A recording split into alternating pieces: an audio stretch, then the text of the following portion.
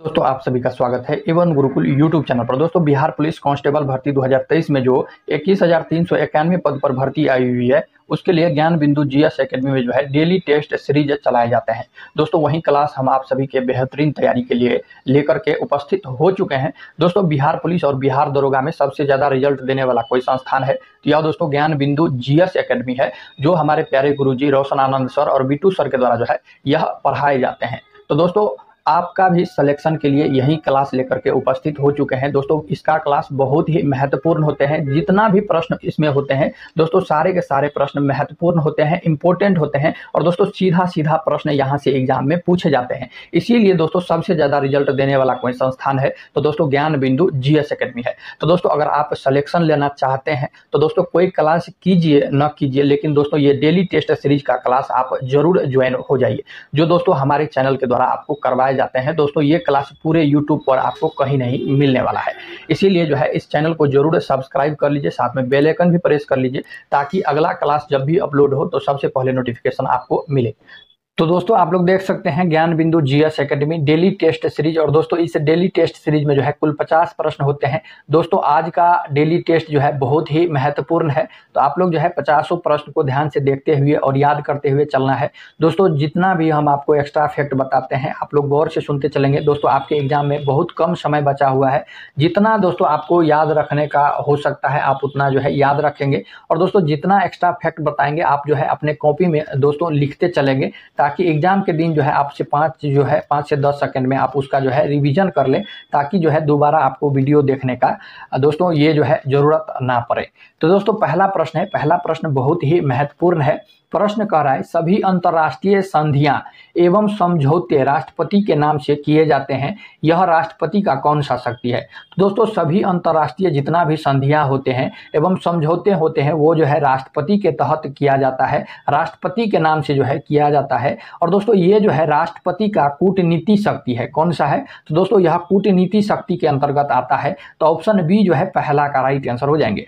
Next प्रश्न है अधोलिखित में से अंग्रेजी कंपनी ने किसके नेतृत्व में सितंबर 1767 ईस्वी में नई मित्र शक्तियों हैदर अली और निजाम को चंगामघाट और त्रिनुमोल के युद्ध में पराजित किया। यह दोस्तों कौन थे तो दोस्तों यह जो है जोसेफ स्मिथ थे, इसके नेतृत्व में जो है यह हुआ था। तो ऑप्शन ए जो है 2 नंबर का राइट आंसर हो जाएंगे।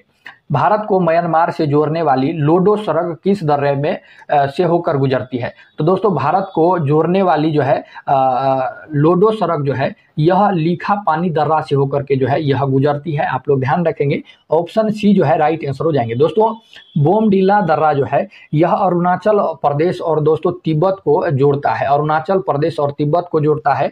दोस्तों गोरम घाट दर्रा जो है यह राजस्थान में स्थित है, आप लोग ध्यान रखेंगे।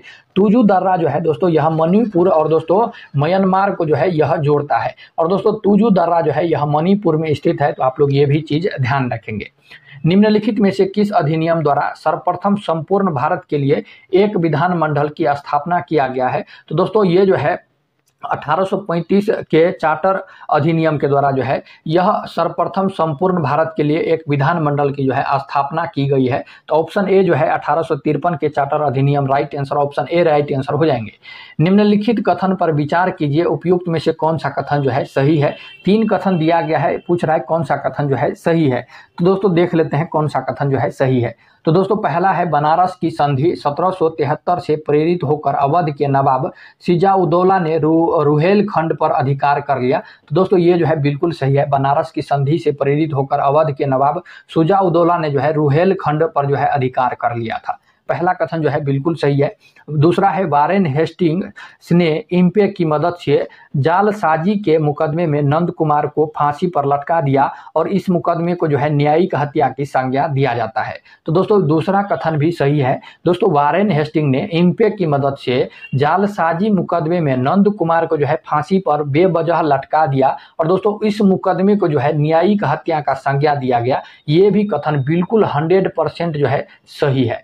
तीसरा है डलहौजी के समय वर्मा म्यांमार को पूर्णतः अंग्रेजी साम्राज्य में मिला लिया गया जो 1948 तक ब्रिटिश के कब्जे में रहा। तो दोस्तों तीसरा कथन सही नहीं है, यानी कि दोस्तों गलत है। और पूछ रहा है कौन सा कथन सही है, तो दोस्तों पहला और दूसरा कथन सही है। तो दोस्तों इसका ऑप्शन जो है पहला और दूसरा ऑप्शन सी जो है क्या हो जाएंगे, राइट आंसर हो जाएंगे। दोस्तों आप लोग तीसरा ऑप्शन में देखिए, यह जो है डलहौजी के समय में लिखा गया है, ये जो है गलत हो जाएगा। डलहौजी के समय में बर्मा म्यांमार को पूर्णतः अंग्रेजी साम्राज्य में मिला लिया गया, जो 1948 तक ब्रिटिश के कब्जे में रहा। तो यह दोस्तों गलत हो जाएगा, क्योंकि दोस्तों डलहौजी के समय नहीं दोस्तों, डॉफरीन के समय बर्मा म्यांमार को पूर्णतः अंग्रेजी साम्राज्य में मिला लिया गया, जो 1948 तक जो है ब्रिटिश के कब्जे में रहा है। तो आप लोग ये भी चीज सही उत्तर भी ध्यान रखेंगे। ऑप्शन सी जो है 5 नंबर का राइट आंसर हो जाएंगे। नेक्स्ट प्रश्न है, छठा नंबर प्रश्न है, विचार कीजिए उपयुक्त में से कौन सा कथन जो है गलत है, कौन सा कथन गलत है।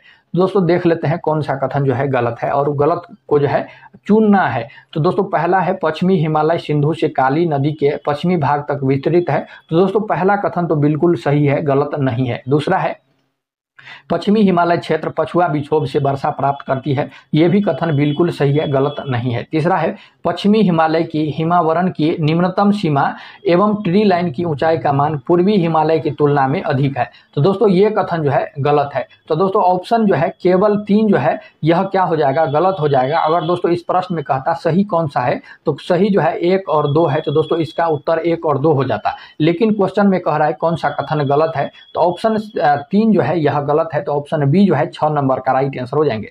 दोस्तों आप लोग सही उत्तर इसका ध्यान रखेंगे, ऑप्शन 3 का, पश्चिमी हिमालय की हिमवरण की निम्नतम सीमा एवं ट्री लाइन की ऊंचाई का मान पूर्वी हिमालय की तुलना में जो है अधिक नहीं है दोस्तों, क्या है तो कम है, क्या है कम है। तो आप लोग सही आंसर भी ध्यान रखेंगे। चलिए ऑप्शन बी जो है 6 नंबर का राइट आंसर हो जाएंगे। नेक्स्ट प्रश्न है, राष्ट्रपति किस वीटो शक्ति का प्रयोग कर। दोस्तों वीटो का मतलब क्या होता है, तो दोस्तों वीटो का मतलब होता है रोकना।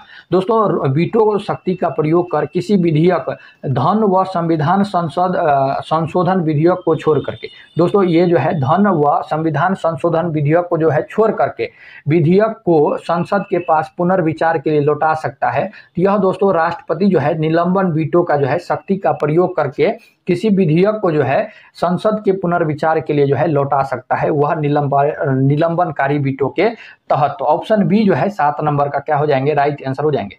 अधोलिखित में से कांग्रेस के किस अधिवेशन में लाला लाजपत राय सर्वप्रथम शामिल हुए तथा हिंदी भाषा में जो है यह भाषण दिए। तो यह दोस्तों कौन सा जो है अधिवेशन में, तो दोस्तों लाला लाजपत राय इलाहाबाद के अधिवेशन 1888 ईस्वी में सर्वप्रथम शामिल हुए तथा इसमें जो है हिंदी भाषा में जो है भाषण दिए थे। आप लोग ध्यान रखेंगे, ऑप्शन सी जो है 8 नंबर का राइट आंसर हो जाएंगे। भारत के अंतिम गांव धनुषकोडी को पुनर्जीवित करने के लिए उद्देश्य से भारत सरकार ने वर्ष 2017 में जो है किस राष्ट्रीय राजमार्ग को बढ़ाया जो रामेश्वर से धनुषकोडी को जोड़ेगी। यह दोस्तों NH 87 को जो है बढ़ाया गया, उसे जो है यह रामेश्वर को धनुषकोडी को जो है यह NH जोड़ेगी। तो ऑप्शन बी जो है 9 नंबर का राइट आंसर हो जाएंगे। निम्नलिखित कथन पर विचार कीजिए कौन सा कथन जो है सही है। दोस्तों 3 कथन है, देख लेते हैं कौन सा कथन जो है सही है। तो दोस्तों पहला कथन है, उपराष्ट्रपति बनने से पूर्व डॉक्टर सर्वपल्ली राधाकृष्णन सोवियत संघ के राजदूत थे। तो दोस्तों पहला कथन बिल्कुल सही है, उपराष्ट्रपति बनने से पूर्व जो है पहले जो है डॉक्टर सर्वपल्ली राधाकृष्णन जो है यह सोवियत संघ, दोस्तों रूस का पुराना नाम जो है, रूस को पहले सोवियत संघ कहा जाता था, तो उसके राजदूत थे। तो दोस्तों पहला कथन बिल्कुल सही है। दूसरा है, केवल मोहम्मद हिदायतुल्लाह ही अभी तक निर्विरोध उपराष्ट्रपति चुने गए हैं। तो दोस्तों दूसरा कथन बिल्कुल गलत हो जाएगा, क्योंकि दोस्तों अभी तक जो है केवल हिदायतुल्लाह ही अभी तक निर्विरोध उपराष्ट्रपति नहीं चुने गए हैं।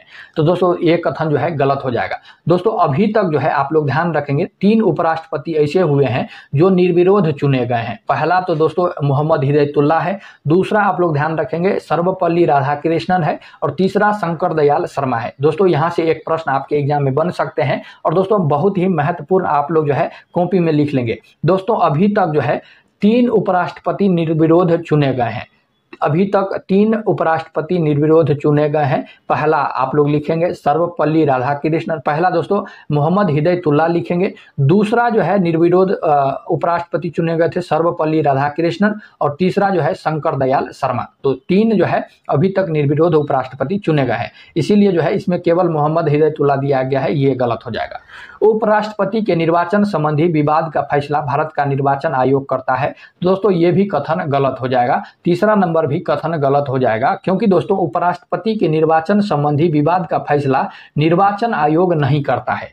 क्यों नहीं करता है दोस्तों? इसका जो है उपराष्ट्रपति के निर्वाचन संबंधी विवाद का फैसला आप लोग ध्यान रखेंगे भारत का दोस्तों सुप्रीम कोर्ट करता है। कौन करता है? तो भारत का सुप्रीम कोर्ट करता है, निर्वाचन आयोग नहीं करता है। तो दोस्तों दूसरा और तीसरा जो है यह गलत है। तो दोस्तों पूछ रहा है कौन सा कथन सही है, तो दोस्तों केवल एक कथन सही है, तो ऑप्शन ए जो है 10 नंबर का राइट आंसर हो जाएंगे। दोस्तों हम आपको आसान भाषा में समझाने का प्रयास कर रहे हैं ताकि जो है आपकी तैयारी बेहतर हो सके और दोस्तों आप पढ़ाई से जो है बिल्कुल आपका मन लगा रहे और दोस्तों आप जो है बेहतरीन रूप से आपकी तैयारी चलता रहे। इसीलिए दोस्तों आपको जो है इतना ज़्यादा जो है कम आसान भाषा में जो है समझाने का प्रयास कर रहे हैं। अगर दोस्तों आप हमारी बात को समझ रहे हैं तो आप जो है ज़रूर कमेंट में लिख देंगे कि आप जो है हमारी बातें सारी बातें समझ रहे हैं।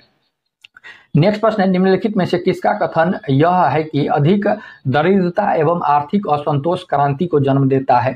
यह दोस्तों किसका कथन है? तो यह दोस्तों लॉर्ड बेकन का जो है कथन है। तो ऑप्शन बी 11 का राइट आंसर हो जाएंगे। 12 नंबर प्रश्न है, निम्नलिखित कथन पर विचार कीजिए, उपयुक्त में से कौन सा कथन सही है? तो दोस्तों यहाँ जो है 3 कथन दिया गया है, देख लेते हैं कौन सा कथन सही है।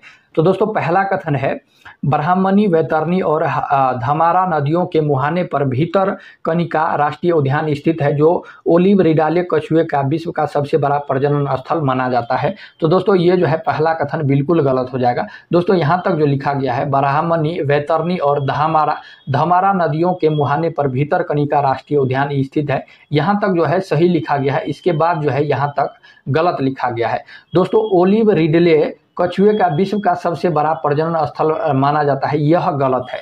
दोस्तों महिर माथा राष्ट्रीय उद्यान जो है यह कछुए का विश्व का सबसे बड़ा प्रजनन स्थल माना जाता है। तो दोस्तों यहाँ पर जो है ओलिव रिडले के जगह पर महिर माथा लिखा रहता, तब जो है यह पूरा कथन सही होता। तो दोस्तों आप लोग सारी चीज़ें सही भी ध्यान रखेंगे। तो पहला ऑप्शन जो है गलत है। दूसरा है, नलावन द्वीप चिल्का झील में स्थित है। दोस्तों नलावन द्वीप जो है चिल्का झील में स्थित है, बिल्कुल सही है। बोरीवली संजय गांधी राष्ट्रीय उद्यान सेंट मेरी द्वीप के उत्तरी मध्यवर्ती हिस्से में है। तो दोस्तों ये भी जो है बिल्कुल सही है। तो दोस्तों दूसरा और तीसरा कथन केवल सही है। तो ऑप्शन सी जो है 12 नंबर का राइट आंसर हो जाएंगे।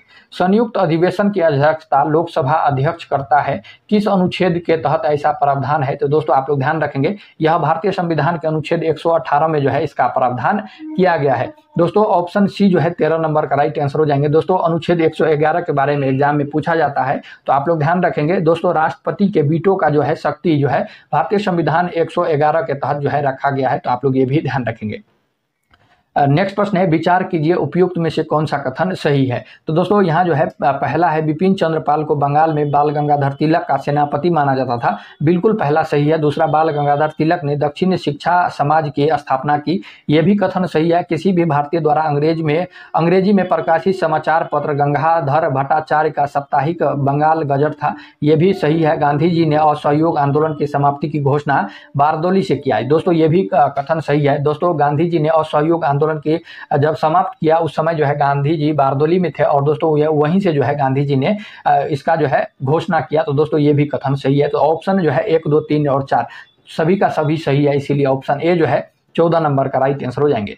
अधोलिखित में कूट का प्रयोग कर अधोरोपित पुनर्रापित नदियों की पहचान कीजिए। तो दोस्तों पुनर्रोपित अधोलिखित नदी कौन सा है? तो वह दोस्तों चंबल है, दोस्तों बनास है, स्वर्ण रेखा है और दोस्तों सोन नदी है। कौन कौन सा है? तो दोस्तों चंबल बनास, स्वर्ण रेखा और स्वर्ण नदी है। तो दोस्तों कौन कौन सा है? 2, 3, 5 और 6 है। तो ऑप्शन ए जो है 15 नंबर का राइट आंसर हो जाएंगे। भारत के नियंत्रक महालेखक परीक्षक के संबंध में कौन सा कथन जो है गलत है, उसे जो है चुनना है। तो दोस्तों भारत के नियंत्रक एवं महालेखक परीक्षक के जो है कार्यकाल 6 वर्ष या 65 वर्ष जो भी पहले हो, ये जो है बिल्कुल पहला सही है। दोस्तों भारत के नियंत्रक महालेखक परीक्षक की नियुक्ति जो है राष्ट्रपति करता है, ये भी सही है। दोस्तों भारत के नियंत्रक एवं महालेखक परीक्षक के हटाने की प्रक्रिया उच्चतम न्यायालय के न्यायाधीश के समान है, तो दोस्तों ये भी बिल्कुल सही है। यह केवल केंद्र सरकार के वित्तीय सक्रियों का लेखा परीक्षा करता है।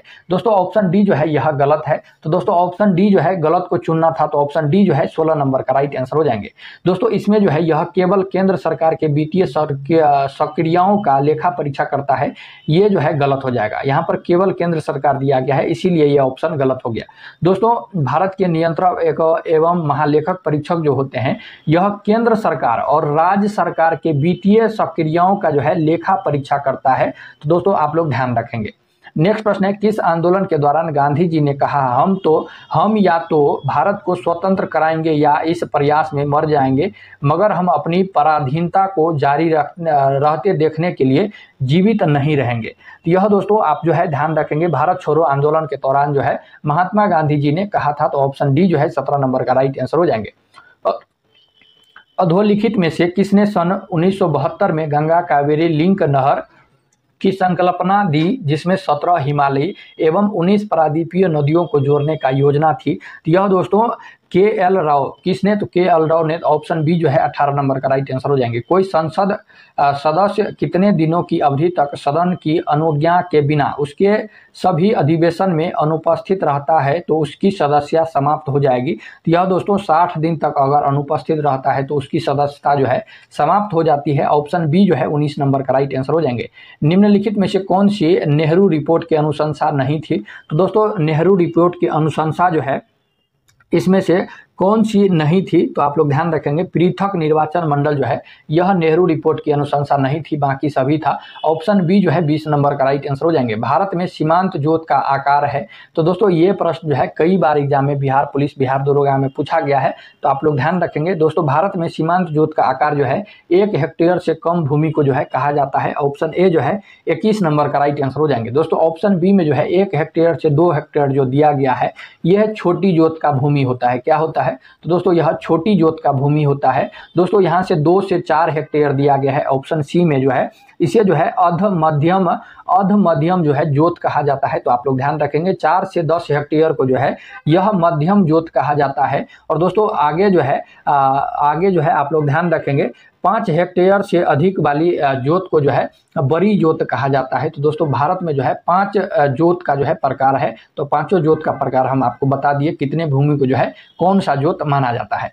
नेक्स्ट प्रश्न है, निवारक निरोध कानून के संदर्भ में निम्नलिखित कथन पर विचार कीजिए, कौन सा कथन जो है यह सही है? तो दोस्तों कौन सा कथन सही है, कौन सा कथन गलत है, देख लेते हैं। इसका प्रावधान अनुच्छेद 22 में किया गया है, बिल्कुल सही है।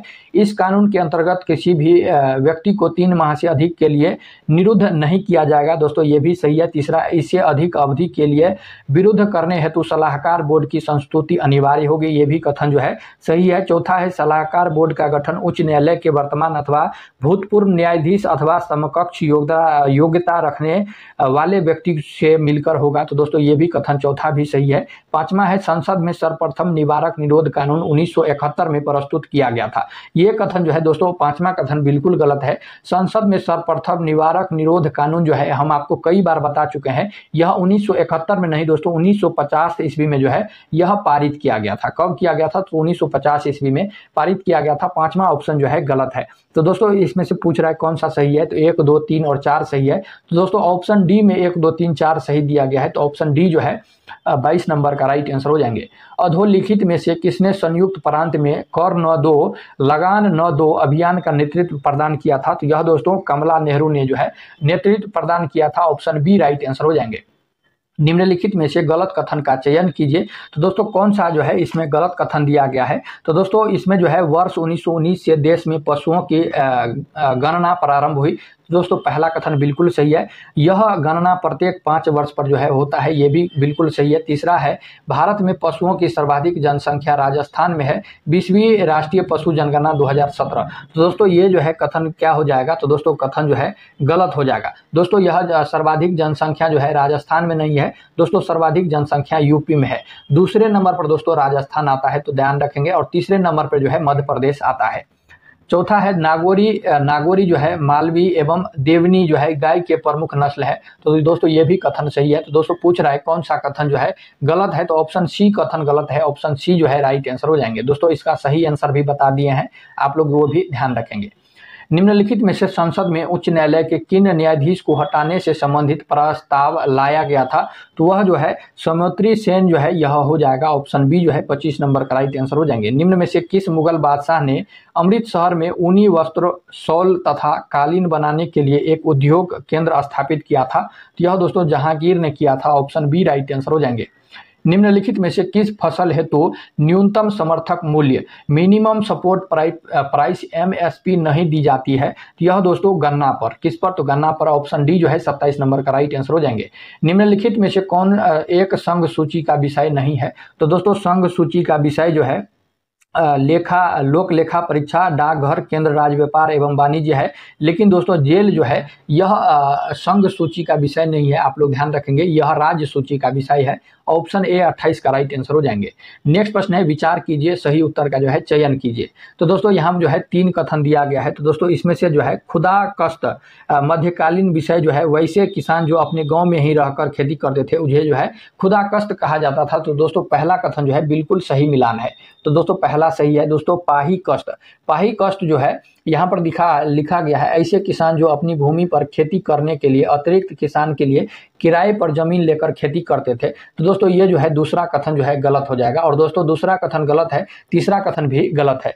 दोस्तों पाही कष्ट किसे कहा जाता था? तो आप लोग ध्यान रखेंगे, पाही कष्ट जो है ऐसे किसान जो दूसरे गांव में रहकर कृषि करते थे उसे जो है पाही कष्ट कहा जाता था। और दोस्तों मुजरियान जो है ऐसे किसान को कहा जाता था जो अपनी भूमि पर खेती करने के अतिरिक्त किसानों से जो है किराए पर जमीन लेकर खेती करते थे, उसे जो है मजूरियान कहा जाता था।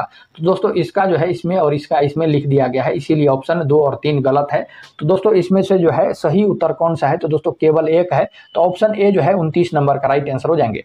सूची 1 को सूची 2 से सम्मिलित कीजिए तथा सही कूट का जो है इधर चयन करना है। तो दोस्तों यहाँ पर जो है सूची 1 में जो है खनिज अन्वेषण अभिकरण दिया गया है और दोस्तों इसका मुख्यालय सूची 2 में दिया गया है। किसका मुख्यालय कहाँ है? तो दोस्तों तेल एवं प्राकृतिक गैस आयोग का जो है मुख्यालय, आप लोग ध्यान रखेंगे, इसका जो है मुख्यालय जो है यह कहाँ है? नई दिल्ली में है। दोस्तों एक का जो है 4 हो जाएगा।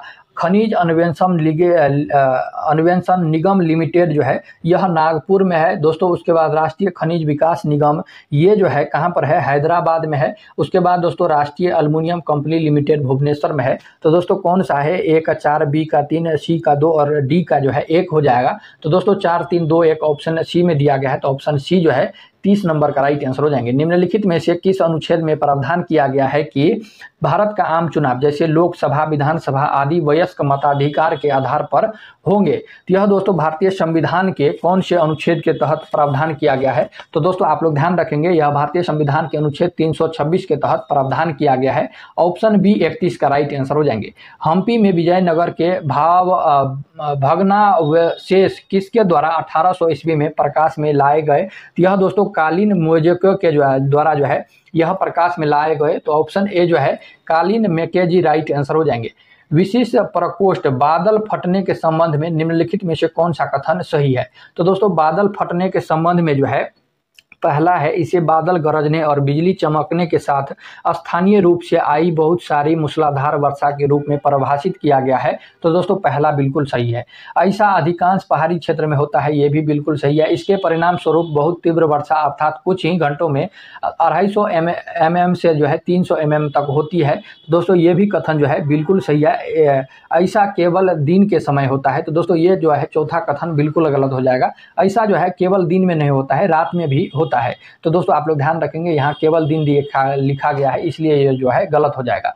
केवल दिन में नहीं, रात में भी ऐसा होता है। तो ऑप्शन जो है कौन सा सही है? तो दोस्तों 1, 2 और 3, 1, 2 और 3 जो है ऑप्शन ए में दिया गया है। तो ऑप्शन ए जो है 33 का राइट आंसर हो जाएंगे। नेक्स्ट प्रश्न है, राष्ट्रीय आपात की घोषणा संसद के अनुमोदन ना मिलने पर कितने समय तक के लिए प्रभावी रह सकता है?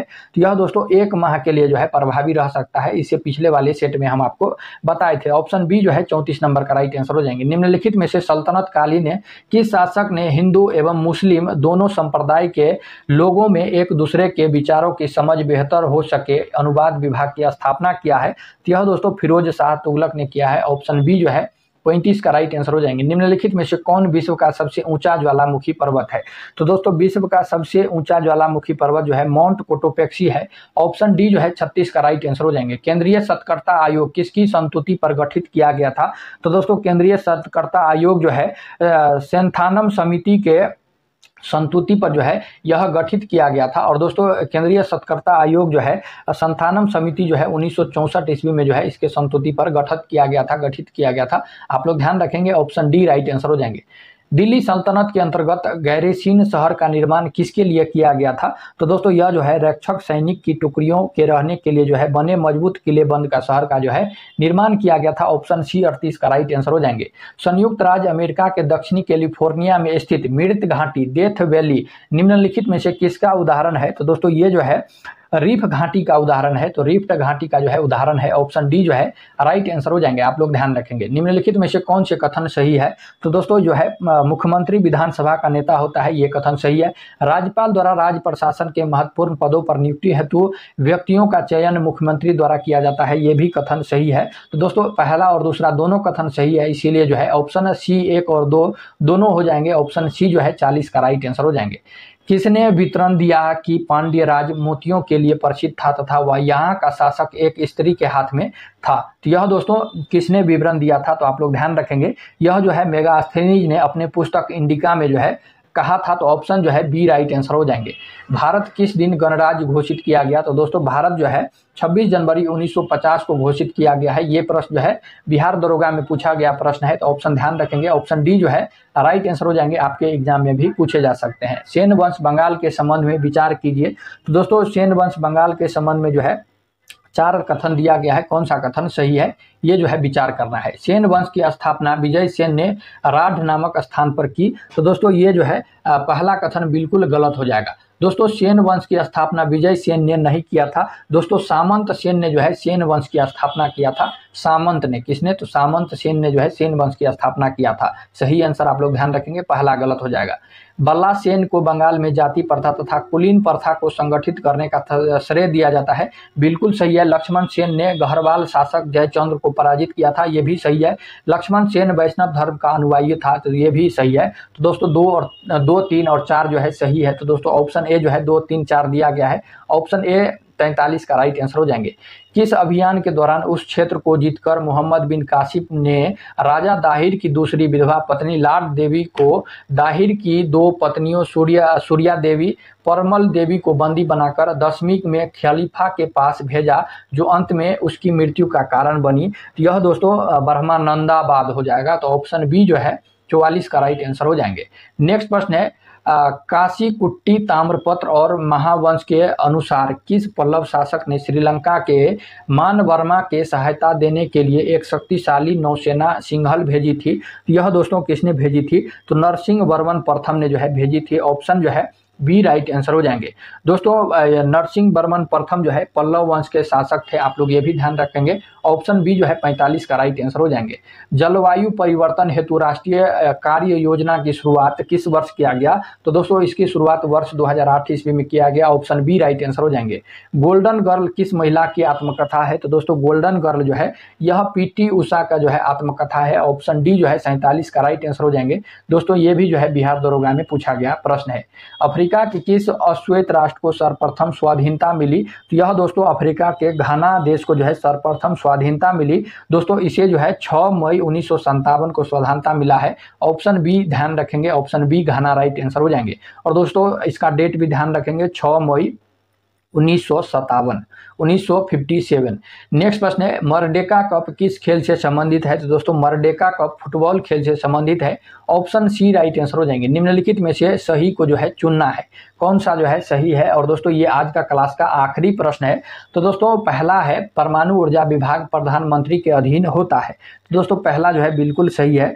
दोस्तों दूसरा है परमाणु ऊर्जा विभाग का मुख्यालय मुंबई में है, बिल्कुल सही है। परमाणु ऊर्जा आयोग परमाणु ऊर्जा विभाग की कार्यकारी शाखा है, तो दोस्तों ये भी सही है। और दोस्तों परमाणु ऊर्जा विभाग की स्थापना 1954 ईस्वी में किया गया था, आप लोग ये भी ध्यान रखेंगे। तो दोस्तों तीनों का तीनों कथन सही है, इसीलिए ऑप्शन डी जो है ये सभी हो जाएंगे। तो दोस्तों ये जो है आज के सेट का जो है कुल 50 प्रश्न हम आपको जो है बेहतरीन रूप से समझाने का प्रयास किए हैं। अगर आप समझ गए हैं तो दोस्तों आप लोग जो है नीचे कमेंट में जरूर लिखेंगे कि आप जो है सारे प्रश्न समझ गए हैं। और दोस्तों आप लोग की तैयारी कैसे चल रही है, आप लोग जो है कमेंट में जरूर हमें कमेंट करके बताइए कि आपकी तैयारी जो है कैसा चल रहा है, बेहद अच्छा चल रहा है या अच्छा नहीं चल रहा है। तो दोस्तों अगर कोई भी प्रॉब्लम हो तो आप लोग जो है कमेंट में इसका प्रश्न पूछ सकते हैं, जहां तक हो सकता है हम आपको जो है पूरा बताने का प्रयास करेंगे। तो चलिए दोस्तों मिलते हैं नेक्स्ट वीडियो में, तब तक के लिए जय हिंद।